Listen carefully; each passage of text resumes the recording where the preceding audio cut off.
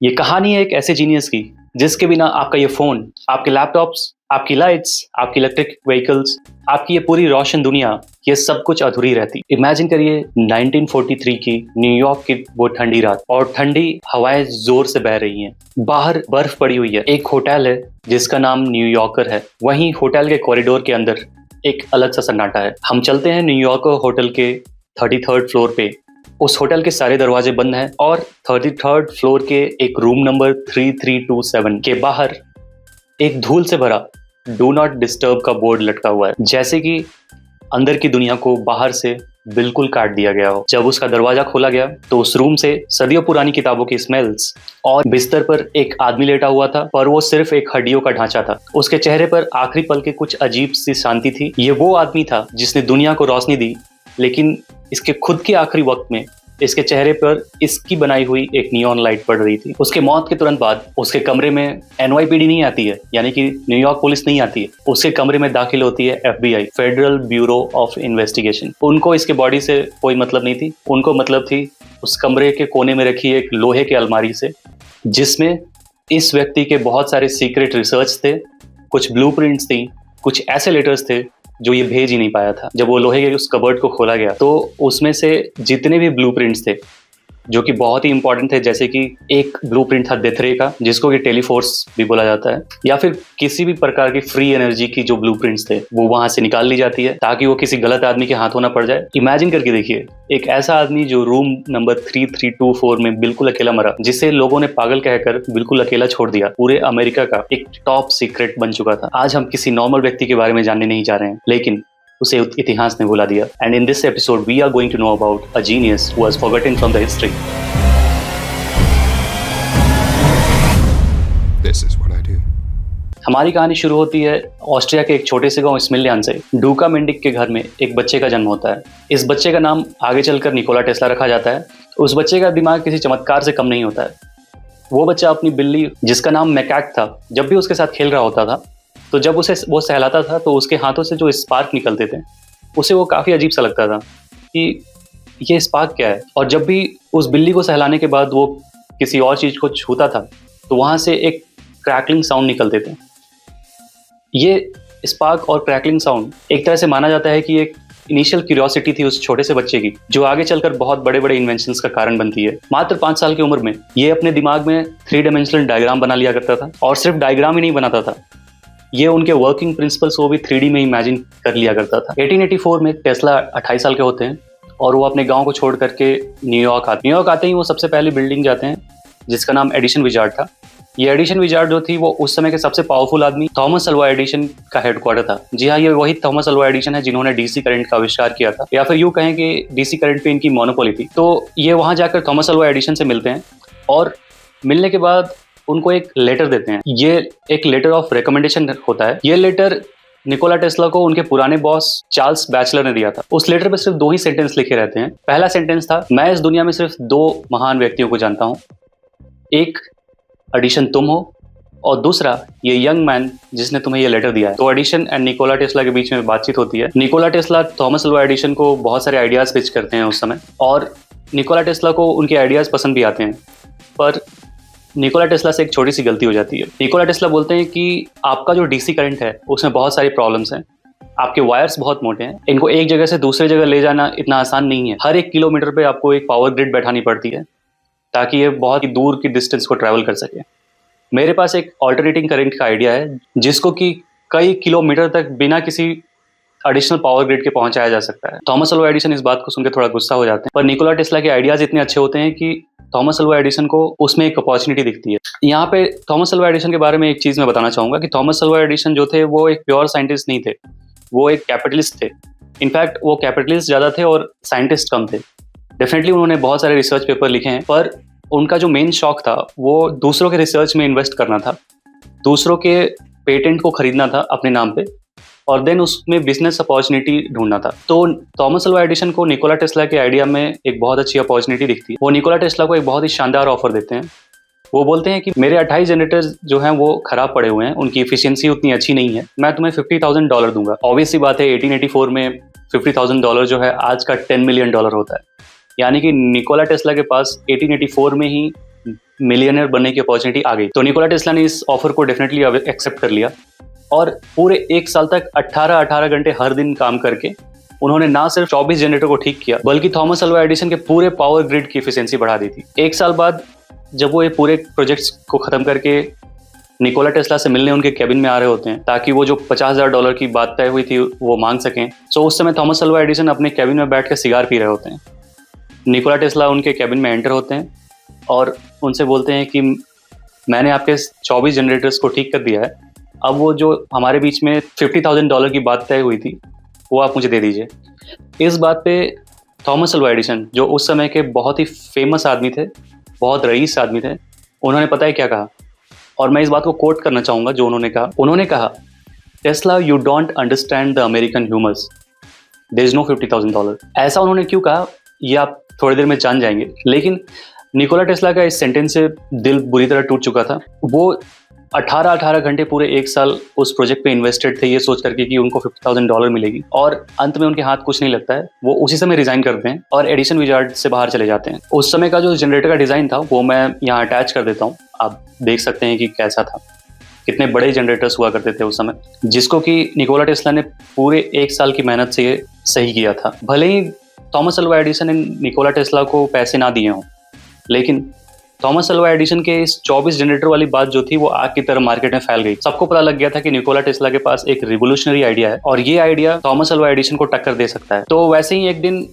Nikola Tesla मजदूरी करके Manhattan की एक सड़कों पे आराम कर रहे थे, तो उनको खोजते हुए कुछ लोग आते हैं। एक कंपनी थी जिसका नाम था जॉर्ज वेस्टिंगहाउस। सो जॉर्ज वेस्टिंगहाउस के कुछ लोग आते हैं उनसे मिलने के। इनफैक्ट वो निकोला टेस्ला को बोलते हैं कि मैं तुम्हारे आइडिया में इन्वेस्ट करता हूँ और मैं तुम्हें फंडिंग दूंगा, तुम मेरे लिए एक प्रोडक्ट बनाओ। सो निकोला टेस्ला को जैसी ही फंडिंग मिलती है वो एक कंपनी स्टार्ट करते हैं, टेस्ला इलेक्ट्रिक कंपनी करते हैं, और वो बनाते हैं दुनिया का सबसे पहला ब्रशलेस एसी करंट मोटर। जी हाँ, ये ब्रशलेस एसी करंट मोटर वही है जिसके प्रिंसिपल पर आज के इलेक्ट्रिक व्हीकल्स भी दौड़ा करते हैं, ड्रिलिंग मशीन भी चला करती है, आपके वॉशिंग मशीन चलते हैं, आपके रेफ्रिजरेटर में जो मोटर लगा हुआ है वो चलता है। डेफिनेटली समय के साथ इसमें बहुत सारे बदलाव किए गए ताकि इसकी एफिशिएंसी को बढ़ाया जा सके, लेकिन बेसिक प्रिंसिपल जो है आज भी निकोला टेस्ला का ही यूज होता है। तो इधर जैसे ही थॉमस अल्वा एडिसन को पता चलता है कि निकोला टेस्ला को एक फंडिंग मिल गई है और उन्होंने एक कंपनी स्टार्ट कर ली है, उनको अच्छे से पता था कि एसी करंट की पोटेंशियल क्या है, और वो एसी करंट से डरते हुए इसीलिए थे क्योंकि उनको पता था कि अगर एसी करंट ज़्यादा पॉपुलर हो गया तो उनकी डीसी जो है वो फीकी पड़ जाएगी। उनके जितने भी इन्वेस्टमेंट थे डीसी करंट को लेकर, चाहे वो वायर्स की कंपनी में, चाहे वो जनरेटर्स की कंपनी में हो, या फिर इलेक्ट्रिक मीटर्स में हो, या फिर जितनी भी जगह वो उन्होंने डीसी करंट्स को लेकर के इन्वेस्टमेंट कर रखे थे, उन सब पे खतरा आ जाता। तो ये सारे फिनेंशियल खतरे उन पे ना आए, तो इसके लिए उन्होंने एक प्रोपोगेंडा स्टार्ट। उन्होंने क्या किया कि एसी करंट का इस्तेमाल उन्होंने पब्लिक के बीच में पनिशमेंट देने के लिए शुरू किया, जैसे कि घोड़े, बिल्ली, कुत्तों को शॉक देना। तो ऐसे ही उस समय एक मशहूर सर्कस हुआ करता था न्यूयॉर्क का, उसमें एक हाथी था द तापसी करके, द तापसी या द टॉपसी उसका नाम था, ऐसे ही कुछ नाम था उसका। उसको उन्होंने एसी करंट दे करके पब्लिक के बीच में मार दिया, यानी कि एक जिंदा हाथी जो कि सर्कस में काम करता था उसको पब्लिक के बीच में एसी करंट से एग्जीक्यूट कर दिया गया, सिर्फ ये दिखाने के लिए कि एसी करंट कितना खतरनाक था। तो सोच सकते हैं कि वो राइवलरी जो एसी और डीसी के बीच में उस समय चल रही थी वो कितनी खतरनाक होगी। थॉमस अल्वा एडिसन यही नहीं रुके, क्योंकि वो उस समय के बहुत पॉपुलर आदमी थे, उनकी पहुंच गवर्नमेंट तक भी थी। उन्होंने गवर्नमेंट से रिक्वेस्ट किया कि जितने भी खतरनाक कैदी हैं उनको पनिशमेंट देने के लिए एक एसी चेयर पे बैठाया जाए, उनको इलेक्ट्रिक शॉक दिया जाए। और आयरनी ये है, जो इलेक्ट्रिक चेयर बनती थी उसमें थॉमस अल्वा एडिसन जो थे वो इन्वेस्टर भी थे, तो इससे उनके 2 पर्पस सॉल्व होते थे। अगर किसी कैदी की मौत हो जाती तो एसी करंट कितना खतरनाक है इस चीज़ का प्रोपोगंडा वो आराम से फैला सकते थे कि एसी करंट जो है वो घरेलू यूज़ के लिए नहीं बना है, वो सिर्फ और सिर्फ किसी को टॉर्चर करने के लिए बना है या किसी को मारने के लिए बना है। और दूसरा जो है वो उनका कंपटीशन खुद ही समाप्त हो जाता। पर निकोला टेस्ला को ये बात अच्छे से पता थी कि उनके खिलाफ क्या कॉन्स्पिरेसी हो रही है, तो उन्होंने इसका जवाब एक बहुत ही इनोवेटिव तरीके से दिया। 1893 में शिकागो वर्ल्ड फेयर नाम का एक मेला लगता था जिसकी बिडिंग चल रही थी। जैसे आज के टाइम पे पुल बनाने के कॉन्ट्रैक्ट का बिड होता है, रोड बनाने के कॉन्ट्रैक्ट का बिड होता है, और जो सबसे कम बोली लगाता है उसको वो कॉन्ट्रैक्ट दे दिया जाता है। वैसे ही 1893 में शिकागो वर्ल्ड फेयर में लाइट कौन लगाएगा उसकी बिडिंग हो रही थी। तो हर साल ये जो कॉन्ट्रैक्ट था वो थॉमस अल्वा एडिसन को ही मिलता था, क्योंकि डेफिनेटली उनकी मोनोपोली थी डीसी करंट में, और वो उस समय बहुत रिच और बहुत पावरफुल इंसान भी थे।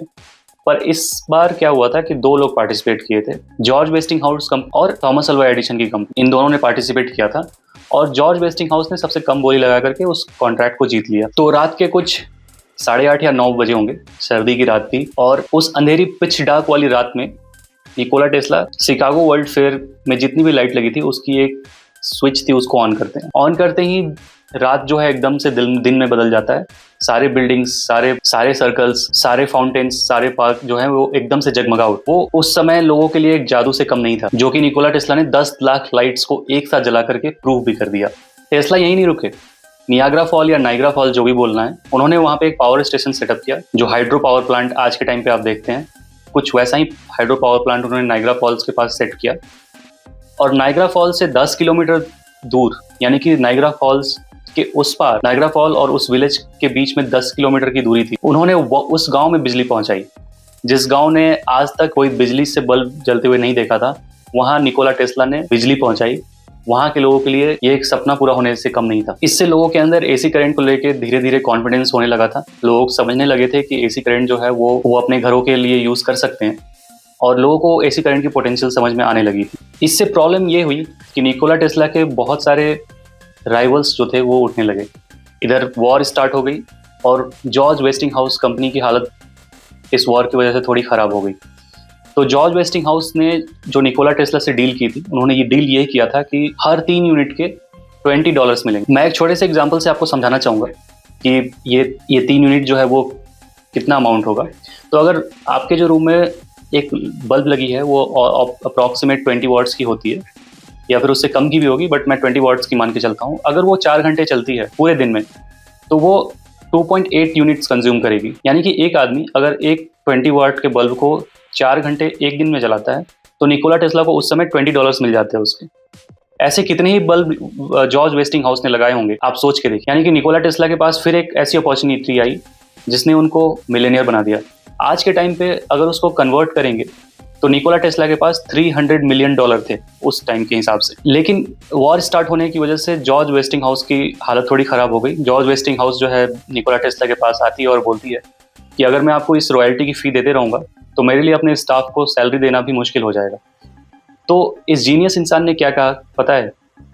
इस जीनियस इंसान ने कहा कि मैं ये काम जो है वो ह्यूमैनिटी के लिए कर रहा हूँ। उन्होंने उस कॉन्ट्रैक्ट को वहीं पे फाड़ दिया। मतलब कि निकोला टेस्ला ने $300 मिलियन को बिना कुछ समझे 1 सेकंड के अंदर फाड़ दिया। आगे चलकर निकोला टेस्ला का एक और प्रोजेक्ट था जिसका नाम था मॉडर्न क्लिफ टावर।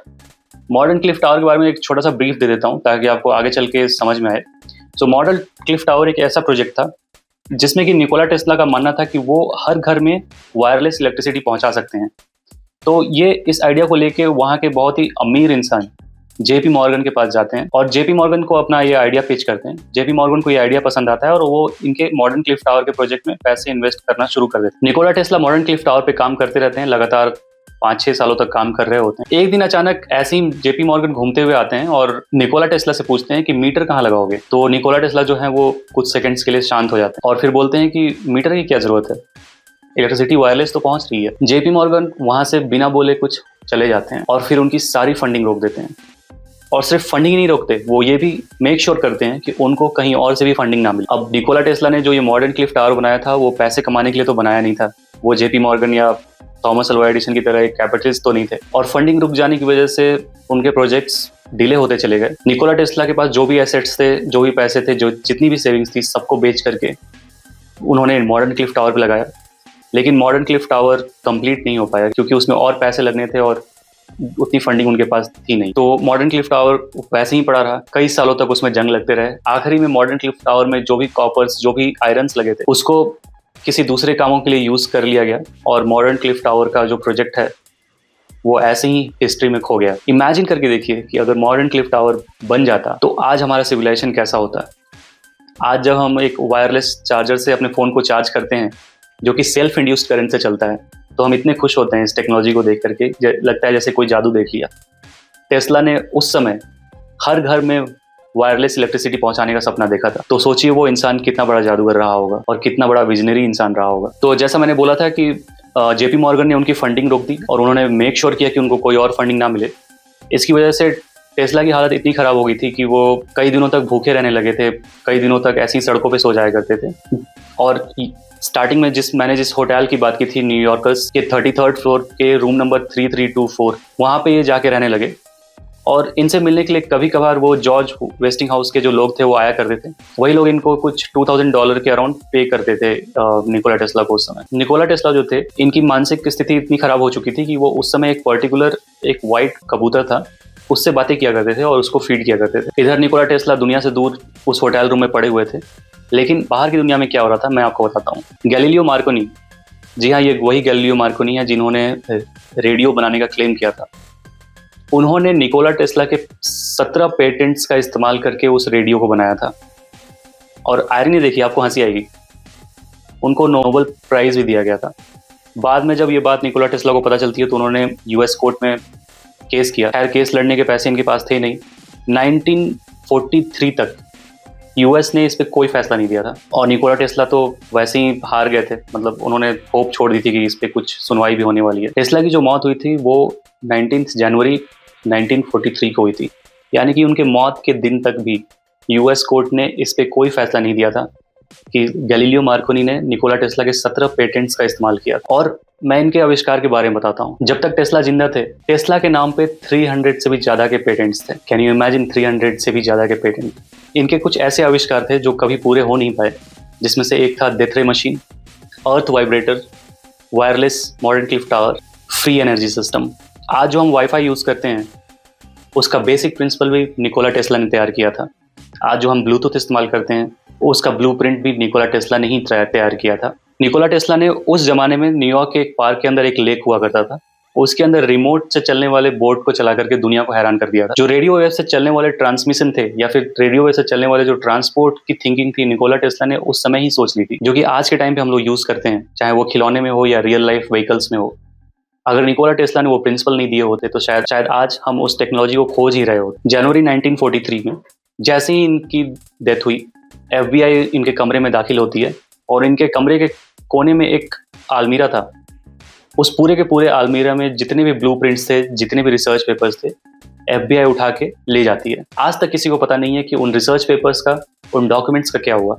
उसे एक टॉप सीक्रेट जगह पे रख दिया गया। हो सकता है कि जो आज हम न्यू इन्वेंशन देख रहे हो या फिर जो न्यू इन्वेंशन किसी पर्टिकुलर साइंटिस्ट द्वारा क्लेम किया जा रहा हो, वो उन्हीं रिसर्च पेपर्स को समझने के बाद किया गया हो। तो जब ये सारी चीज़ों को टॉप सीक्रेट जगह पे रख दिया जाता है तो लोगों में चर्चाएं शुरू हो जाती हैं कि आखिर ये आदमी कौन है, और FBI वाले ये जो अलमारी पूरी की पूरी उठा करके ले गए, ये क्या थी।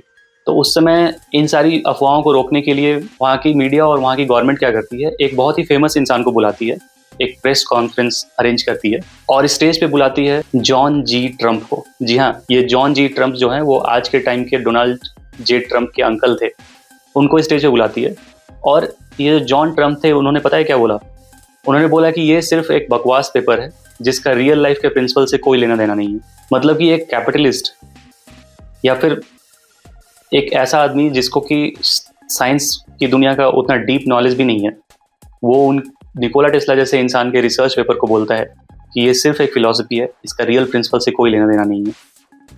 और ये सिर्फ और सिर्फ इसलिए किया जाता है ताकि लोगों के अंदर जो अफवाहें फैल रही थी या फिर गवर्नमेंट जो है वो कुछ ऐसे टॉप सीक्रेट प्रोजेक्ट्स को छिपाना चाह रही थी जिससे कि गवर्नमेंट को डर था कि अगर वो बाहर आ जाती तो उनके कंट्री को खतरा था, या फिर गवर्नमेंट उस प्रोजेक्ट्स को खुद इस्तेमाल करना चाहती थी। आज जब आप AC चलाते हैं या फिर अपने फ़ोन को वायरलेसली चार्ज करते हैं या फिर वाईफाई पे कोई कंटेंट देखते हैं या फिर कमरे की लाइट को ऑन करते हैं या एक्सरे मशीन देखते हैं या फिर आप एक रिमोट कंट्रोल उठाते हैं किसी भी चीज़ को चलाने के लिए, तो याद रखिए ये उस आदमी का तोहफा है जो जीनियस होते हुए भी अपने आखिरी दिनों में सबसे दूर अकेले एक कमरे में मरा। उस इंसान ने सिर्फ ह्यूमैनिटी के लिए अपने दौलत को ठुकरा दिया। वो एडिशन की तरह दौलत को नहीं चुना, उसने चुना इंसानियत को। उसने थॉमस एडिसन की तरह प्रॉफिट नहीं देखा, उसने देखा कि कैसे ह्यूमन सिविलाइजेशन को और बेहतर बनाया जा सकता है। निकोला टेस्ला एक ऐसा जीनियस जो अपनी जिंदगी की आखिरी समय में खुद अंधेरे में रहा ताकि वो आने वाले फ्यूचर को रोशन कर सके। तो मेरे इस वीडियो के माध्यम से आज आप सब जानते हैं कि एक ऐसा जीनियस